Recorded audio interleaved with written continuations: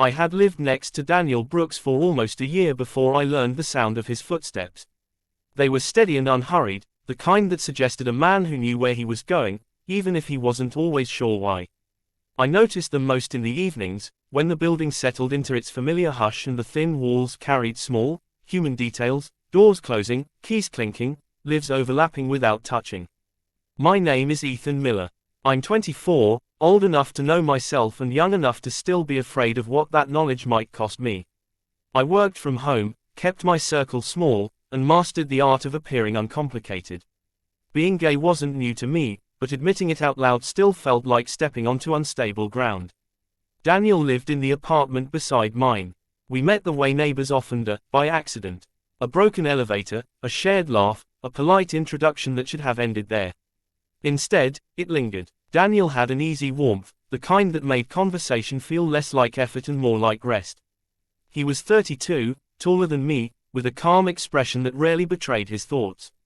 He mentioned, casually and without emphasis, that he was in a relationship. The word landed lightly then, unimportant, just another fact filed away. Our interactions were harmless at first. A nod in the hallway. A brief chat by the mailboxes. Over time, those moments stretched. We began standing a little longer, talking about work, the weather, the strange neighbors on the third floor. Nothing personal, nothing dangerous, or so I told myself. What I didn't admit was how much I looked forward to those conversations. Daniel listened in a way that made silence feel safe. When he spoke, it was thoughtful, measured, as if he chose his words carefully even when the topic didn't require it. Around him, I felt more present, more seen, and that frightened me more than loneliness ever had. The night I told him the truth wasn't planned. It was late, the air warm and heavy, the kind of evening that pressed thoughts to the surface. We were standing outside our doors, caught in another conversation that should have ended sooner. Daniel mentioned a long day, a familiar tiredness in his voice.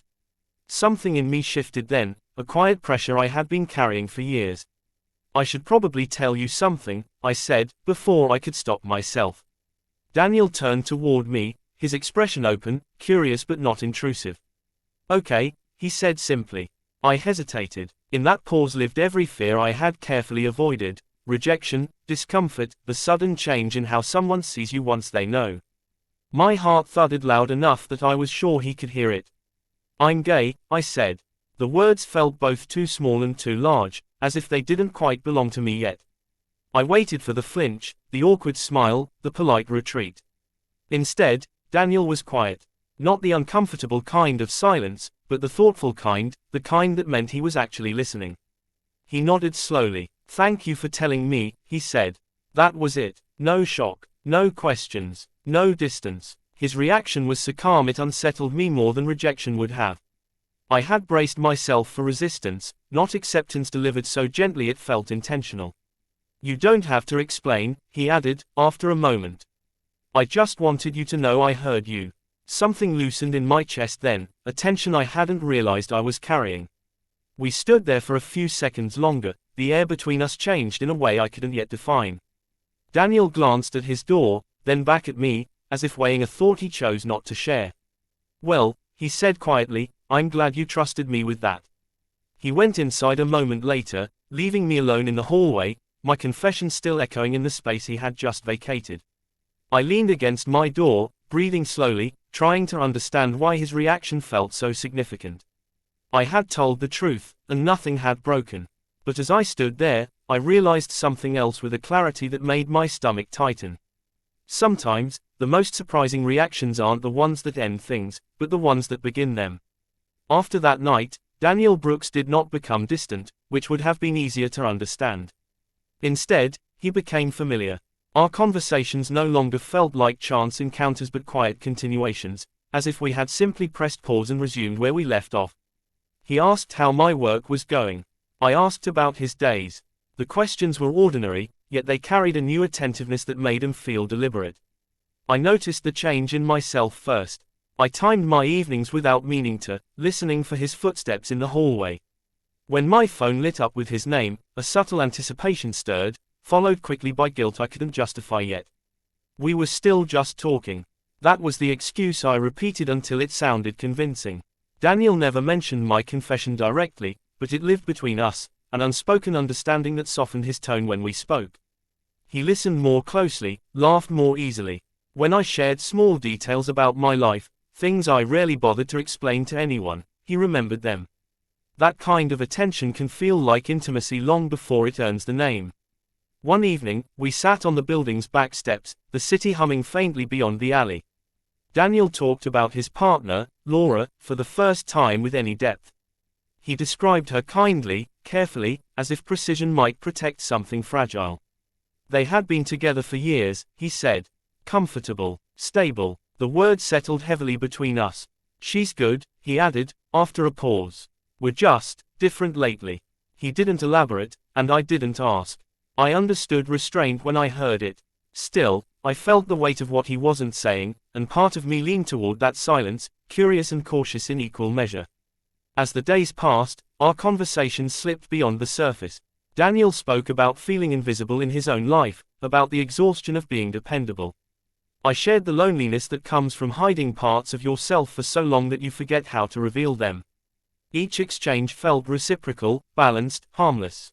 Yet something was shifting, quietly, like furniture moved in the dark. I told myself I was being supportive, that friends talked like this. But we weren't calling each other friends, and the absence of the word gave our connection a dangerous flexibility. There were moments when Daniel's gaze lingered a second too long, when his voice dropped at the end of a sentence as if it were meant only for me. I felt chosen in those moments, and the feeling was intoxicating. I began noticing what I avoided thinking about. Laura existed somewhere beyond our conversations, reduced to a name and a history Daniel spoke of with care but not urgency. I wondered when he spoke to her last, whether he looked at his phone with the same anticipation I felt. The questions made me uneasy, so I pushed them aside. One night, Daniel knocked on my door unexpectedly.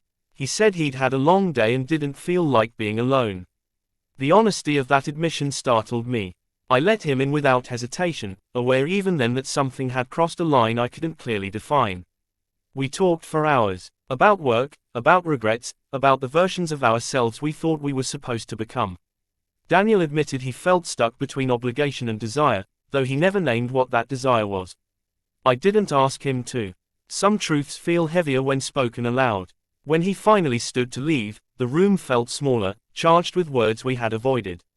He paused by the door, his hand resting briefly against the frame, as if grounding himself. "I'm glad I can talk to you like this," he said. "So am I," I replied, meaning more than I allowed myself to examine. After he left, I sat alone in the quiet, replaying the evening with careful scrutiny. Nothing explicit had happened, no promises were made, yet I felt a distinct sense of displacement, as if I had stepped into a role that wasn't mine to claim. I understood then that infidelity doesn't always announce itself with dramatic gestures. Sometimes it begins softly, in trust offered too freely and received too eagerly. And as I turned off the light, I knew with unsettling clarity that whatever this was between Daniel and me, it was no longer innocent, and it was already asking more of us than either of us was ready to give. The night the line finally revealed itself, Daniel Brooks arrived at my door without knocking. I recognized his footsteps immediately, faster this time, uneven. When I opened the door, his composure was gone, replaced by a tight stillness that suggested effort spent holding something together. "I didn't know where else to go," he said. I stepped aside, and he entered without waiting for permission. The room felt different with him inside, as if it had been quietly preparing for this moment. He stood near the window, staring out at the dark, hands clasped, shoulders tense. I waited, resisting the urge to fill the silence with reassurance. "I had a fight with Laura," he said at last. "A real one." The words landed with weight. This wasn't the careful distance he usually kept when speaking about her. This was immediacy, raw and unresolved. I asked if he wanted to sit. He shook his head. "She asked me who I've been talking to," he continued. "Who I seem happier with." I felt a chill move through me, not from fear but recognition. I had known this moment was approaching, even as I pretended it wasn't. Daniel finally turned toward me, and his expression carried something close to relief, as if naming the problem made it manageable. "I didn't say your name," he added quickly. "I wouldn't." The reassurance didn't comfort me the way it should have. Instead, it clarified what we were doing. Protecting something often means admitting it exists. We sat then, the distance between us narrower than before. Daniel spoke without interruption, his words tumbling out in fragments. How long he'd felt disconnected, how obligation had slowly replaced desire, how exhausting it was to be the version of himself everyone expected. I listened, because listening had become my role, but my thoughts raced ahead, tracing the consequences of every sentence. I don't know what I want, he said, rubbing his face. But when I'm here, talking to you, it feels simpler. The honesty in his voice left no room for misinterpretation. I could have redirected the conversation, insisted on boundaries, reminded him of what was at stake. Instead, I said nothing. Silence, in that moment, was not neutrality. It was permission. I admitted things then, carefully, as if carefulness could undo meaning. That being seen felt new to me. That his presence made me feel less invisible. I didn't say his name when I spoke, but he knew who I meant. We sat close enough that I could feel the warmth of him, the steady rhythm of his breathing. No touch was necessary to understand what was happening. Emotional infidelity, I realized, is often louder than physical acts. It announces itself in loyalty shifted, in the quiet decision to prioritize one connection over another. Daniel leaned back, eyes closed, as if steadying himself. This isn't fair to you, he said softly. Or to her. The acknowledgement should have ended everything. Instead, it deepened the tension, transforming it into something almost reverent. We were standing at the edge of a truth neither of us had wanted to name. I don't want to be a mistake, I said. He opened his eyes then, and for a moment, the vulnerability I saw there unsettled me more than certainty would have. You're not, he replied. That's the problem. The air between us felt charged, fragile, waiting. Daniel stood abruptly, pacing once before stopping in front of me. He reached out, then stopped himself, his hand hovering before dropping back to his side. The restraint made everything heavier. I need to figure this out, he said. I can't keep pretending. I nodded, though the words echoed painfully. Figuring things out often requires breaking something first. He moved toward the door, hesitated, then turned back. I don't regret knowing you, he said. I just wish I'd met you at a different time. After he left, the room felt emptier than before, stripped of the charged quiet we had shared. I sat alone, the truth settling into me with undeniable clarity. Whatever line we had crossed wasn't marked by touch or confession, but by intention.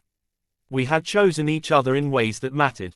As I turned off the light, I understood that the hardest part of infidelity isn't the betrayal itself. It's the moment you realize you can't undo the choice to care, and that caring has already changed everything. Daniel Brooks did not come by the next evening, nor the one after that. The absence felt deliberate, a pause imposed by necessity rather than distance. I told myself it was for the best, that clarity required space. Still, I listened for his footsteps out of habit, each quiet night reinforcing the weight of what had been set in motion. When he finally texted, it was brief and direct. Can we talk? I agreed before thinking through what the conversation might demand. We met outside, sitting on opposite ends of the back steps where so much of our closeness had begun.